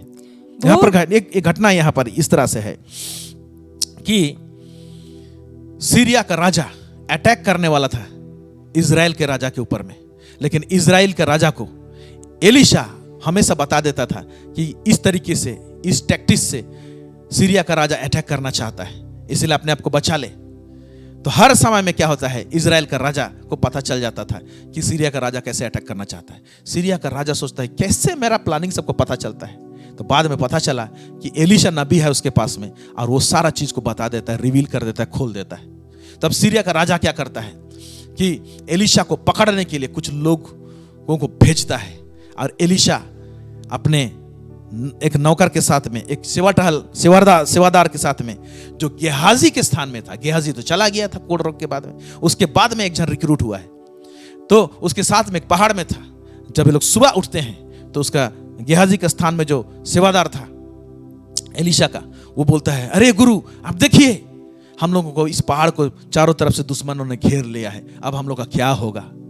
तो उस समय में इस सेवादार से एलीशा क्या बोलता है, यहीं पर लिखा हुआ है, दूसरा राजा 6:15 से 17। देखिए क्या लिखता है। भोर को परमेश्वर के भक्त का टहलुआ उठा और निकलकर क्या देखता है कि घोड़ों और रथों समेत एक दल नगर को घेरे हुए पड़ा है। yes. तब उसके सेवक ने उससे कहा, हाय मेरे स्वामी, हम क्या करें? उसने कहा, मत डर, क्योंकि जो हमारी ओर हैं वह उनसे अधिक हैं जो उनकी ओर हैं। तब एलीशा ने यह प्रार्थना की, हे यहोवा, इसकी आंखें खोल दे कि यह देख सके। तब यहोवा ने सेवक की आंखें खोल दी, और जब वह देख सका तब क्या देखा कि एलीशा के चारों ओर का पहाड़ अग्नि में घोड़ों और रथों से भरा हुआ है। ठीक है, यहाँ पर क्या देख रहा है कि एलीशा प्रार्थना करता है, प्रभु इसका आंख को खोल दे। किसका आंख को? ये गेहाजी के स्थान में दूसरा व्यक्ति आ गया है, उसका आंख को। और एक ऐसा स्पिरिचुअल रेवलेशन देखता है, परमेश्वर का सामर्थ का काम को देखता है, यानी सामर्थी सेना को देखता है। उसका सामर्थी सेना को देख के क्या रेवलेशन नहीं मिलेगा कि परमेश्वर कितना सामर्थी है? ओके, तो ये जो दृश्य है, अग्निमय रथ और घोड़े से पूरा पहाड़ घिरा हुआ है, ये दृश्य को ये सेवादार देखता है। ओके, ये चीज किसको देखना चाहिए था? कौन देखने पाया रहा था? गेहाजी देखने पाया रहा था, लेकिन गेहाजी मिस कर गया। कोढ़ रोग लेके जाता है, उसका जगह में दूसरा व्यक्ति आ रहता है, वो देखता है। आज अगर आपके पास में भूख और प्यास नहीं है तो आप साइड हो जाएंगे, आपका जगह में किसी और को परमेश्वर रख देगा और वो रिवेलेशन उसको देगा, आप हाथ मलते रह जाएंगे। इसीलिए अपना भूख और प्यास को मिटने मत दीजिए। अगर आपको मौका मिलता है, आपके पास में देखिए कौन प्रभु का दास है, उसके पास कुछ सीक्रेट्स रहते हैं। अगर आप उसको ऑनर करते हैं, आदर करते हैं और प्यास रखते हैं, तो वो सारा चीज जो है, जो चीज के कॉमन मैन लोगों को और भीड़ में नहीं बताया जाता, वो आपके लिए हो सकता है, और आपका लाइफ और इंपैक्टफुल होगा, असरदार होगा। परमेश्वर ऐसे प्रोटोकॉल को, ऐसे बातों को रखा है, यस, ताकि जो चीज आपके पास में कीमती आता है उसका कदर करें, और जिसके द्वारा से आता है उसका भी कदर करें, जो कि हमने ऊपर में पढ़ा। Hallelujah, praise God. यस, हमारे लाइफ में हम लोगों को वो चैनल या तो वो व्यक्ति जिसके द्वारा से कीमती बातें आती हैं, आत्मिक धरोहर आती है, आशीष आती है, परमेश्वर उसको आपके लाइफ के रखा है, उसको आइडेंटिफाई करना जानना चाहिए। हो सकता है कि वो आपका बाप, आपका पिता आपके घर में हो सकता है कि वो आपका माँ हो सकता है आपका बड़ा भाई हो। क्या आप उसको आदर करते हैं? क्या आप उसको आइडेंटिफाई करने पाते हैं? हो सकता है कि आपके इर्द गिर्द में कोई प्रभु का दास को रखा है, जिसके द्वारा से एक आत्मिक धरोहर आपके पास में आएगा, कीमती चीज आपके पास में आएगा। क्या प्यास के साथ में रहते हैं? क्योंकि प्यास क्या करता है ना, आपको ट्यूनिंग में रखता है। स्पिरिचुअल बात का ट्यूनिंग है। हालेलुया, यस, ऐसे बोलने से चलेगा। आत्मिक धरोहर, कीमती चीज ट्यून्ड किया हुआ हार्ट में आता है। वो ट्यून्ड किया हार्ट क्या है? प्यास। वो ट्यून्ड किया हुआ हार्ट क्या है? इंटरेस्ट। जैसे कि रेडियो में गाना सुनना होता है, कुछ मैसेज सुनना होता है, न्यूज सुनना होता है, तो जहां कहीं भी ट्यूनिंग डाल देने से नहीं आएगा, घड़ आवाज करेगा। लेकिन एक ऐसा टाइम रहता है, कितना हर्ट्ज में, कितना मेगाहर्ट्ज में, उसको जब ट्यून कर देंगे उसको, ओके, तो उस समय में वो रिसीव करेगा, उसका रिसीवर जहां से टेलीकास्ट हो रहा है। हालेलुया। उसी तरह से परमेश्वर आपका हार्ट को भूख और प्यास के साथ में अगर ट्यून करते हैं, तो आपके इर्द गिर्द में कोई व्यक्ति रहेगा, तो वहां से क्या हो जाएगा? रिलीज होगा, आपके पास में पहुंचेगा। परमेश्वर से डायरेक्टली भी आपके लाइफ में रिलीज हो सकता है। Praise God. इसलिए आइडेंटिफाई करना जानना चाहिए, उसको समझने के लिए या तो उसको देखने के लिए और उसको पहचानने का ताकत आप में होना चाहिए। ऐसा एक व्यक्ति ने अपने लाइफ में एक व्यक्ति को पहचाना, वो है यूसुफ, जो याकूब यानी इजराइल का 12 गोत्र थे, उसमें से एक गोत्र था यूसुफ। वो इस बात को समझता था, जानता था। और एक घटना हुआ है, कहां पर हुआ है? मिस्र देश में। जब ये प्राइम मिनिस्टर का पोस्ट में था, उसी टाइम में क्या होता है कि याकूब और उसके बाकी बच्चे लोग भी आए रहते हैं भोजन की तलाश में, तो वहां पर बस जाते हैं वो लोग। तो ऐसे टाइम में काफी समय हो गया है, राजा सब भी बदली हो रहे हैं। उसी टाइम में हम देखते हैं कि यूसुफ है और याकूब अभी बूढ़ा हो गया था, और कुछ स्थिति है याकूब का। उस समय में यूसुफ क्या कर रहा है? So interesting. Let us read उत्पत्ति 48:1-6। क्या लिखता है? इन बातों के पश्चात किसी ने यूसुफ से कहा, सुन, तेरा पिता बीमार है। तब वह मनसे और एप्रैम नामक दोनों अपने दोनों पुत्रों को संग लेकर उसके पास चला। एक मिनट, यूसुफ को पता चला, इसका मतलब एक ही घर में नहीं थे। ओके, क्या पता चला? कि सुन, तेरा बाप बीमार है। उसने उसका दिमाग ठनका, मेरा बाप बीमार है, यानी बूढ़ा हो चुका है, हो सकता है इस बीमारी के कारण उसका मृत्यु हो जाए। इससे पहले मुझे कुछ रिसीव करना है, और केवल मुझे रिसीव नहीं करना है, मेरे 2 बच्चे हैं, एफ्रेम और मनाशे, मैं उसको लेके जाऊंगा। और मेरा बाप जो है ना, दिग्गज व्यक्ति है, उसे जानता था, क्योंकि परमेश्वर के दूत के साथ में उसने कुश्ती लड़ा था, आशीषित हुआ है। ओके, इज़राइल उसका नाम है। अभी ये मेरा बाप है। क्या आपके सामने कोई बाप है? स्पिरिचुअल रूप से आपके लिए बाप समान ठहरा है, या तो आपके घर में हो सकता है आपका बायोलॉजिकल फादर भी हो सकता है वो, यस, अपने माता पिता का आदर कर, जिसे तेरा भला और पृथ्वी पर तेरा जीवन अधिक हुए कहता है, वो आपके घर में आपका बाप भी हो सकता है। ओके, तो ये अपना बायोलॉजिकल फादर है, लेकिन साथ में ये परमेश्वर का अभिषेक और परमेश्वर का बहुत बड़ा दर्शन इसके ऊपर में भी था, और एक आशीषित व्यक्ति था इज़राइल। ओके, उसके पास में जब बीमार है बोला, तो मनश्शे और एफ्रेम को लेकर जाता है। फिर क्या होता है? किसी ने याकूब को बता दिया, तेरा पुत्र यूसुफ तेरे पास आ रहा है। तब इज़राइल अपने को संभाल कर खाट पर बैठ गया, और याकूब ने यूसुफ से कहा, सर्वशक्तिमान ईश्वर ने कनान देश के लूज नगर के पास मुझे दर्शन देकर आशीष दी और कहा, सुन, मैं तुझे फलवंत करके बढ़ाऊंगा और तुझे राज्य की मंडली का मूल बनाऊंगा। और तेरे पश्चात तेरे वंश को यह देश दूंगा, जिससे कि वे सदा तक उनकी निज भूमि बनी रहे। हाँ, ठीक है, निज भूमि बनी रहे, ऐसे बोल के अपना कैसे आशीष पाया है उसको डिस्क्रिप्शन देता है। उसके बाद क्या होता है? और अब तेरे दोनों पुत्र जो मिस्र में मेरे आने से पहले उत्पन्न हुए हैं, वे मेरे ही ठहरेंगे, अर्थात जिस रीति से रूबेन और सिमोन मेरे हैं। एक मिनट, यहाँ पर देखिए क्या लिखता है। और अब तेरे दोनों पुत्र जो मिस्र में मेरे आने से पहले उत्पन्न हुए हैं, क्या बोलता है? वे मेरे ही ठहरेंगे, मतलब उसको एडॉप्ट कर रहा है।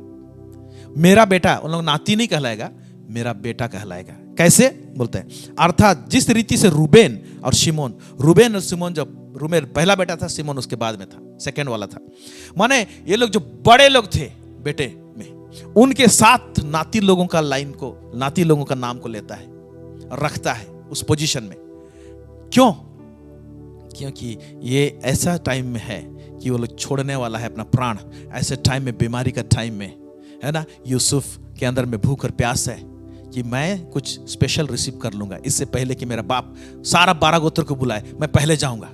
और वो पहले गया है, और अकेले नहीं गया है, और अपना दोनों बच्चों को लेके गया है।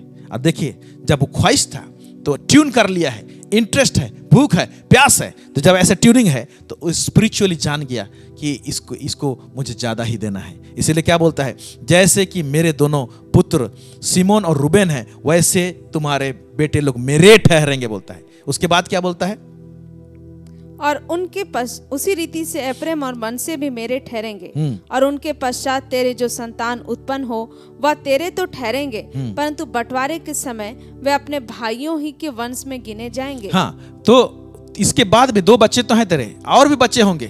तो क्या होंगे, ये लोग मेरे तो ठहरेंगे, लेकिन तेरे वंश में तेरे बाकी इनके भाई लोग के साथ में गिने जाएंगे बोल रहा है। तो इसका मतलब एक्चुअली क्या हो रहा है कि मेरे 12 गोत्र हैं, वैसे ही आशीष ये लोग को मिलेगा, बाप का हिस्सा। और यूसुफ, तेरे को जो मेरा तरफ से हिस्सा मिले रहेगा, उसमें से भी ये लोग को हिस्सा मिलेगा। वाह, है ना, कैसे एक्स्ट्रा मिल रहा है।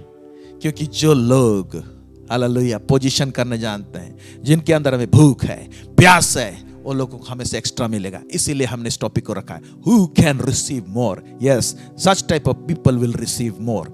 जो लोग अपने आप को पोजीशन कर लेते हैं, आइडेंटिफाई करने पाते हैं कि जो व्यक्ति से मुझे आशीष आ रहा है उसका कदर करना जानते हैं। यस, उसके पिताजी के पास में गया है जब वो मरने पर था। ओके, ठहरे। और फिर क्या लिखता है, उसके बाद हम लोग पढ़ेंगे उत्पत्ति 48 उसका 20 से 22। बहुत सारे बातें इसके बीच में है, आप पढ़ लीजिएगा। क्या डिक्लेरेशन दिया है, यूसुफ को क्या आशीष दिया है, इनके मनाशे और एफ्रेम को क्या आशीष दिया है। मैं लास्ट भाग का पढ़ रहा हूं, है कि वो आशीष में किस प्रकार का प्रोफेटिक घोषणा दिया है। पढ़ेंगे उत्पत्ति 48 20 से 22। फिर उसने उसी दिन यह कहकर उनको आशीर्वाद दिया, इजरायली लोग तेरा नाम ले लेकर ऐसा आशीर्वाद दिया करेंगे, परमेश्वर तुझे एफ्रेम और मनसे के समान बना दे। और उसने मनसे से पहले एफ्रेम का नाम लिया। हाँ, अभी देखिए लोग कैसा आशीष देंगे। ये एफ्रेम और मनसे इतना आशीषित रहेंगे कि किसी को जब आशीष देना रहेगा ना, तो इनका एग्जाम्पल लिया जाएगा। कैसे, इजराइल लोग तेरा नाम ले लेकर ऐसा आशीर्वाद देंगे, कहेंगे परमेश्वर तुझे एफ्रेम और मनासे के समान बना दे। माने इन लोग को ऐसे आशीष रिलीज किया, ऐसा प्रोफेटिक वर्ड दिया था और ब्लेस किया था याकूब ने कि ये लोग एफ्रेम और मनासे इतना हाइट में रहेंगे कि लोग आशीष देते समय इनका नाम लेंगे, आशीष का रिलीज करते समय में इनका नाम लिया जाएगा। मनासे और एफ्रेम जैसे आशीषित है ना, वैसे आशीष हो। वाह, देखिए किस तरह से मिल रहा है। फिर आगे देखिए और वंडरफुल बात नीचे लिखी हुई है। तब इज़राइल ने यूसुफ से कहा, देख मैं तो मरने पर हूँ, परंतु परमेश्वर तुम लोगों के संग रहेगा और तुमको तुम्हारे पितरों के देश में फिर पहुँचा देगा। और मैं तुझको तेरे भाइयों से अधिक भूमि का एक भाग देता हूँ। यूसुफ को क्या बोल रहा है, मैं तुझको तेरे भाइयों से अधिक भूमि का एक भाग देता हूँ। यूसुफ को एक्स्ट्रा मिला। 12 गोत्र में जब डिवाइड होता है तो उस समय में यूसुफ को एक्स्ट्रा मिलता है। क्यों? यूसुफ ट्रिगर करने जान गया उसका बाप का हार्ट को। मरने पर था ना, खबर मिला तो गया। क्या यूसुफ को ही खबर मिला था और बाकी भाई लोग को खबर नहीं मिला था, नहीं जानते थे या तो खबर नहीं लेते थे। कुछ तो हुआ है, लेकिन ये पहले पहुंचता है और इतना इंटरेस्ट है कि मेरे बाप से मुझे भी रिसीव करना है और उसके बाद में केवल मैं नहीं, मेरे दोनों बच्चों को लेके गया रहता है। और बड़ा वंडरफुल रूप से आशीष दिया उसको। पूरा चैप्टर को पढ़िएगा, दोनों हाथ को ऐसे करके क्रॉस करके रखता है, बड़ा रेवलेशन है उसके ऊपर में, और ब्लेस करता है, दोनों को ही आशीष करता है। ओके, आमेन। तेरे को एक्स्ट्रा दूंगा बोलता है। कौन सा जमीन को दूंगा? पढ़िए। जिसको मैंने एमोरियों के हाथ से अपनी तलवार और धनुष के बल से ले लिया है। मैंने तलवार और धनुष चलाए थे और एक जमीन का टुकड़ा मेहनत करके मैं जो रिसीव किया हूं, अर्जित किया हूं, वो जमीन का टुकड़ा यूसुफ मैं तुमको देता हूं। Praise God. You see, receiving more how, when, जब आप पोजीशन करते हैं अपने आप को। इस युग में भी, आज भी, अगर परमेश्वर के सामने में और उसके दासों के सामने जिसके द्वारा से प्रभु आशीष करना चाहता है, अगर पोजीशन रहते हैं तो वो ब्लेसिंग आशीष आपके ऊपर में आता है। Hallelujah, hallelujah. This is how, इसी तरह से हम लोग अधिक रिसीव करते हैं। मूसा का एक उदाहरण देते हैं हम लोग। सिनै पर्वत में था और परमेश्वर के साथ में उसका एनकाउंटर हो रहा है, तो उस समय का हरकत को देखिए। निर्गमन का पुस्तक उसका 3:1-4। मूसा अपने ससुर यित्रो नामक मिद्यान के याजक की भेड़ बकरियों को चराता था और वह उन्हें जंगल की पश्चिमी ओर होरेब नामक परमेश्वर के पर्वत के पास ले गया। और परमेश्वर के दूत ने एक कटीली झाड़ी के बीच आग की लौ में उसको दर्शन दिया। आग की लौ में परमेश्वर दर्शन दे रहा है। ओके, फिर क्या हो रहा है? और उसने दृष्टि उठाकर देखा कि झाड़ी जल रही है पर भस्म नहीं होती। झाड़ी जल रही है पर भस्म नहीं हो रही। तो एक तो अद्भुत दृश्य देख रहा है। जब अद्भुत दृश्य देख रहा है तो उसको इग्नोर नहीं किया। ऐसे बहुत सी चीज है, ये क्या जरूरत है मेरे को देखने का, मैं अपना भेड़ चरा रहा हूं इधर देखने के लिए। तो इस तरह से बोल सकता था। अगर ऐसे इग्नोर करके भाग गया रहता तो वो एक माइटी लीडर के रूप में परमेश्वर कैसे खड़ा करता उसको, कहां मिस्र देश में भेजता उसको, इतना बड़ा बड़ा अद्भुत काम कैसे कराता। वो इग्नोर नहीं किया, और वहां इग्नोर नहीं किया तो इसीलिए उसके लाइफ में ब्रेक थ्रू आया। एक हेवी अनॉइंटिंग और बुलाहट उसके जीवन में परमेश्वर ने रिलीज किया है। आगे देखते हैं क्या लिखता है। तब मूसा ने कहा, मैं उधर जाकर इस बड़े आश्चर्य को देखूंगा कि वह झाड़ी क्यों नहीं जल जाती। मैं जाके देखूंगा कि क्यों झाड़ी नहीं जलती। क्या ऐसे कुछ अद्भुत चीज देखते हैं तो आपका प्यास होता है, आपका जिज्ञासा होता है, इच्छुक होते हैं, इंटरेस्ट रखते हैं। क्या इंटरेस्ट रखेंगे तो नेक्स्ट आपको, जैसे यहां पर क्या बोलता है, परमेश्वर उसको पुकारता है, मूसा मूसा। आवाज सुनने पाता है। किसका? परमेश्वर का। पहले कुछ दृश्य देखता है, अब सुनने पाता है। कितना सुंदर लगता होगा परमेश्वर के मुख से हमारा नाम पुकारा जाए ऑडिबली, आप सुन सकते हैं। So this is also blessing. Okay, आगे बहुत सारे बात देखते हैं। इसीलिए आइडेंटिफाई करें। यूसुफ ने आइडेंटिफाई किया, पहचानने पाया कि उसका बाप कोई दिग्गज है। यस, आज क्या आपके घर में कोई बुजुर्ग है, आइडेंटिफाई करते हैं उसके ऊपर में क्या है? अभी मैं एक उदाहरण देना चाहता हूं। मेरा पिताजी, उनका उम्र 76 हो गया है। कुछ दिन पहले वो पैरालिसिस हो गए, कमर से नीचे नहीं चल रहा है। हम लोग उसका सेवा कर रहे हैं, मालिश किया जा रहा है, उसके पीछे में मेहनत हो रहा है। ओके, क्योंकि हम जान रहे हैं कि अभी ये बुजुर्ग अवस्था में इस प्रकार का स्थिति है, एक सिकनेस है, तो हम लीड करते हैं। क्योंकि मेरे पिताजी एक बड़ा परिवार को चलाए हैं, मेहनत किए, उसके ऊपर में एक अभिषेक है। इसीलिए मैं हमेशा, हम चाहते हैं कि उसके इर्द गिर्द रहें, उसका जो जरूरत है उसको पूरा करें। मैं अपने बच्चों को, उनके नातियों को बोलता हूं, दादू का सेवा करना। उसके पास ले जाते हैं, बोलते हैं हमारे बच्चों के लिए थोड़ा सा कुछ प्रोफेसी कर दीजिए ना, एक घोषणा कर दीजिए ना, आशीष दे दीजिए इनके। इसीलिए मेरे पिताजी को बुलवाते हैं, क्योंकि आपके मुंह में सामर्थ है। आप जब ये आशीष को देंगे बच्चों में लगेगा। इसीलिए हम लोग इर्द गिर्द मंडराते रहते हैं और से उसका सेवा टहल करते रहते हैं ताकि आशीष मिल जाए। बिकॉज हमको मालूम है मेरा पिता जो है वो एक अनॉइंटेड व्यक्ति है, एक अभिषिक्त व्यक्ति है। हालेलुया। क्योंकि एक ऐसा तकलीफ और समस्या परिवार में, घर में थी, उन्होंने परमेश्वर पर भय रखते हुए, डर रखते हुए, विश्वास करते हुए एक परिवार को संभाला। एक ऐसा स्थिति परिस्थिति, गंभीर स्थिति परिस्थिति परिवार में थी, लेकिन परमेश्वर ने उसे अभिषेक किया परिवार को चलाने के लिए और इस मकाम तक लेकर आए। तो उससे मुझे कुछ पाना है। इसलिए मैं मेरे पिताजी से कहता हूं, मेरे को ब्लेस कर दीजिएगा पिताजी। अभी बोलिएगा, मैं वचन प्रचार कर रहा हूं, इतना सारे बातें बताते हैं, लेकिन कुछ एक चीज जो मुझे रिसीव करना है वो मेरे बाप से मुझे मिलेगा, और मिला भी है और आने भी दिनों में मिलेगा। इसलिए मैं इर्द गिर्द मंडराता हूं, बोलता हूं, पिताजी प्रार्थना कर दीजिए। आप प्रार्थना करेंगे तो आपका प्रार्थना से मुझे बड़ी आशीष मिलेगी। Do you identify your people around you? क्या आप पहचानने पाते हैं लोग आपके करीब, आपके पास में रहते हैं? यस, आपको जानने की आवश्यकता है। हालेलुया। आइए और एक वचन देखेंगे, यूहन्ना उसका 1:43 से 51। यहां पर एक घटना घटी है, यहां से कुछ सीखने की कोशिश करेंगे। हमारे बीच में कुछ एनवायरनमेंट परमेश्वर क्रिएट करता है, और उस एनवायरनमेंट में प्रभु हमसे कुछ एक्सपेक्ट करता है, आशा करता है। यहां पर देखेंगे, हम लोग पढ़ेंगे। दूसरे दिन यीशु ने गलील को जाना चाहा। वह फिलिप्पुस से मिला और कहा, मेरे पीछे हो ले। फिलिप्पुस अंद्रियास और पतरस के नगर बैतसैदा का निवासी था। फिलिप्पुस नतनेल से मिला और उससे कहा, जिसका वर्णन मूसा ने व्यवस्था में और भविष्यवक्ताओं ने किया है, वह हमको मिल गया। वह यूसुफ का पुत्र यीशु नासरी है। नतनेल ने उससे कहा, क्या कोई अच्छी वस्तु भी नासरत से निकल सकती है? एक मिनट, फिलिप्पुस यीशु मसीह से पहले मुलाकात कर लिया और फिलिप्पुस अभी क्या कह रहा है? नतनिएल से मुलाकात कर रहा है और बोल रहा है, ए नतनिएल, हमको मसीह मिल गया रे। जो मूसा के पुस्तक में जो लिखा हुआ है ना, भविष्यवक्ताओं के पुस्तक में, वो मसीह को हमने पा लिया। वो कौन है? वो यीशु नासरी है, नासरत से आता है। तो नतनिएल का दिमाग में नासरत को लेके एक पिक्चर था। केवल नतनिएल का नहीं था, उन दिनों में बहुत सारे लोगों का था। एक कुछ तो गड़बड़ी था, भयंकर चीज था। कहां? नासरत में। एक प्रभु का दास नासरत के विषय में बता रहे थे, यीशु के दिनों में नासरत का स्थिति क्या था। मैं तो स्टडी नहीं किया हूं, लेकिन वो बता रहे थे। उसको काफी फॉलोअर्स हैं और काफी लोग सुनते हैं उसके यूट्यूब का चैनल को। वो बता रहे थे कि नासरत में भयंकर बेविचार था और पाप थे वहां पर। तो वहां से कोई अच्छा चीज आएगा बल्कि कोई आसरा नहीं था।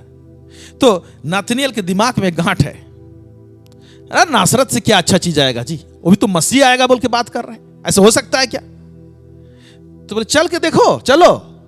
तो नतनिएल इग्नोर नहीं किया, वो इच्छा जाहिर किया। उसके अंदर में प्यास ट्रिगर हुआ। स्थिति तो गंभीर है नासरत का, फिर भी चलो देखा जाए। जब ऐसे एनवायरनमेंट में एक गांठ को हम लोग तोड़ के जाते हैं, हमारे कुछ एक माइंडसेट रहता है कोई चीज के लिए, कोई टॉपिक के लिए, कोई विषय के लिए, और उस माइंडसेट में ऐसा रहता है कि उस टॉपिक के विषय में हमको और अधिक नहीं जानना है। वो टॉपिक ऐसे कुछ रहता है, कंट्रोवर्शियल बात रहता है, और हमको हमारा दिमाग को बंद करके रखे रहता है। अरे वहां पर क्या और चीज मिलेगा, उस टॉपिक को क्यों छेड़ूं? लेकिन आप देखिए कि नासरत वाला बात को लेके जो गांठ था उसको क्रॉस करता है कौन? नतनिएल, और यीशु से मिलने के लिए आ जाता है। तब क्या होता है देखेंगे। यीशु ने नतनिएल को अपनी ओर आते देख कर उसके विषय में कहा, देखो यह सचमुच इजरायली है, इसमें कपट नहीं। नतनिएल ने उससे कहा, तू मुझे कैसे जानता है? यीशु ने उसको उत्तर दिया, इससे पहले कि फिलिप्पुस ने तुझे बुलाया, जब तू अंजीर के पेड़ के तले था, तब मैंने तुझे देखा था। तुमको देख लिया था, अंजीर के पेड़ में के नीचे तुम बैठा था। तो अंजीर के पेड़ के नीचे था, फिलिप्पुस बुलाने से पहले थे। तो क्या यीशु मसीह ये भी नहीं देखा होगा कि ये लोग दोनों क्या बात किए होंगे? नतनिएल बोला होगा, बोला है उस बात को यीशु भी जानता है, क्योंकि देखा है क्या घटना हो रही है। नासरत से कुछ अच्छी वस्तु निकल सकती है क्या? ये गांठ था, लेकिन फिर भी इसको लांघा, इसको तोड़ा, इस बाउंड्री लाइन को तोड़ा उसने, एक पर्टिकुलर सोच विचार को तोड़ा और यीशु से मिलने के लिए आया था। कदर किया यीशु को मिलने के लिए, यीशु का रेवलेशन के लिए, यीशु से मिलने के लिए। तब यीशु मसीह उसको स्पेशल ब्लेसिंग देता है यहाँ पर, जो कि इसके लिए खास था। क्या है वो देखेंगे। नतनेल ने उसको उत्तर दिया, हे रब्बी, तू परमेश्वर का पुत्र है, तू इजराइल का महाराजा है। यीशु ने उसको उत्तर दिया, मैंने जो तुझसे कहा कि मैंने तुझे अंजीर के पेड़ के तले देखा, क्या तू इसीलिए विश्वास करता है? तू इससे भी बड़े बड़े काम देखेगा। फिर उससे कहा, मैं तुमसे सच सच कहता हूँ कि तुम स्वर्ग को खुला हुआ और परमेश्वर के स्वर्गदूतों को मनुष्य के पुत्र के ऊपर उतरते और ऊपर जाते देखोगे। ये चीज किसी और अपोस्टल के लिए नहीं हुआ। नतनिएल जब इसको चेला बना, उसके लिए कह देता है कि तुम मनुष्य के पुत्र के ऊपर में स्वर्गदूतों को उतरते और देखते चढ़ते हुए देखोगे। ऐसा चीज किसके साथ में हुआ था? लेकिन ड्रीम्स में हुआ था। इसका ओपन आइज के साथ में हो रहा है। याकूब के साथ में जब बेथेल में सो रहा था, वो जब भाग रहा था पिता के घर से, तो एक सीढ़ी को देखता है, सीढ़ी से स्वर्गदूत लोग उतरते हैं, चढ़ते हैं। ऐसे बातों को जब देख रहा है, वैसे वाला चीज तुम यहाँ खास देखोगे, ड्रीम्स में नहीं देखोगे, ओपन आइज से देखोगे। किसके ऊपर में देखोगे? मनुष्य के पुत्र, परमेश्वर के पुत्र यीशु के ऊपर से देखोगे, मेरे ऊपर में से देखोगे। और यीशु मसीह इस प्रकार का दर्शन एंटरटेनमेंट के लिए नहीं दिखाता है, इसमें जरूर कुछ खास बात होता है। ना जाने क्या क्या रेवलेशन देखा कि यीशु मसीह के ऊपर में स्वर्गदूत लोग क्यों उतरते हैं, कैसे उतरते हैं, क्या होता है, एंजेलिक मिनिस्ट्री कैसा होता है, इसका रेवलेशन इसको मिला। क्यों? क्योंकि उसने नासरत वाला एक जो गांठ था नासरत को लेके, उसको लांग कर आया था। आप अगर एक गांठ को तोड़ कर आते हैं, इंटरेस्ट जगाते हैं आपके अंदर में, भूख और प्यास जगाते हैं, कुछ बंधन सबको तोड़ कर आते हैं, प्रभु स्पेशल आपके लिए रखा है। आपको भी ऐसे स्पेशल चीज मिले, स्पेशल धरोहर मिले। हालेलुया। तो हम लोग की फैक्टर क्या देख रहे हैं? जिसके अंदर में प्यास है, जिसके अंदर में इंटरेस्ट है, हालेलुया, वो लोग एक्स्ट्रा पाएंगे, वो लोगों को ज्यादा दिया जाएगा। मत्ती 5:6 में मैं पढ़ रहा हूं आपके लिए। धन्य है वे जो धार्मिकता के भूखे और प्यासे हैं, क्योंकि वे तृप्त किए जाएंगे। Yes, those who are thirsting for the righteousness of God they will be filled. उनको तृप्त किया जाएगा बोलता है। इसलिए प्यास बहुत बड़ा फैक्टर होता है, भूख एक बहुत बड़ा फैक्टर होता है। भजन संहिता उसका 107 उसका 9 पढ़ेंगे, क्या लिखता है? क्योंकि वह अभिलाषी जीव को संतुष्ट करता है और भूखे को उत्तम पदार्थों से तृप्त करता है। उत्तम पदार्थों से तृप्त करता है। ये उत्तम पदार्थ, भूख, स्पिरिचुअल भूख है तो स्पिरिचुअल पदार्थ देगा प्रभु, स्पिरिचुअल धरोहर देगा, आत्मिक धरोहर देगा। प्रेज गॉड, हालेलुया, आमेन। और हमारा भूख प्यास का एक यूनिकनेस होना चाहिए, एक क्वालिटी रहना चाहिए। किस प्रकार का क्वालिटी? जो भजन संहिता 63:1 में मिलेगा, जो डेविड के पास में था। हे परमेश्वर, तू मेरा परमेश्वर है, मैं तुझे यत्न से ढूंढूंगा। Yes. सूखी और निर्जल ऊसर भूमि पर मेरा मन तेरा प्यासा है, मेरा शरीर तेरा अति अभिलाषी है। यस, मेरा मन, अंग्रेजी में लिखा मेरा हृदय, हालेलुया, तेरा प्यासा है और मेरा शरीर भी तेरा अभिलाषी है बोलता है। शरीर भी मतलब ऐसा भूख प्यास था कि उसका शरीर भी, दाऊद का शरीर भी परमेश्वर को खोजता था। प्राण तो खोजता था, आत्मा तो खोजता था, दिल तो खोजता था, शरीर भी एक हो जाता था। इस प्रकार का भूख और प्यास। सो हु विल रिसीव मोर? कौन ज्यादा प्राप्त करेगा? जो भूख और प्यास रखता है और जो कदर करना जानता है, जो ऑनर करना चाहता है परमेश्वर के उस गंभीर बातों का, उस धरोहर का, आत्मिक धरोहर का, और जिस चैनल से वो आता है वो आशीष, उसका कदर करना जानता है तो उसको मिलेगा।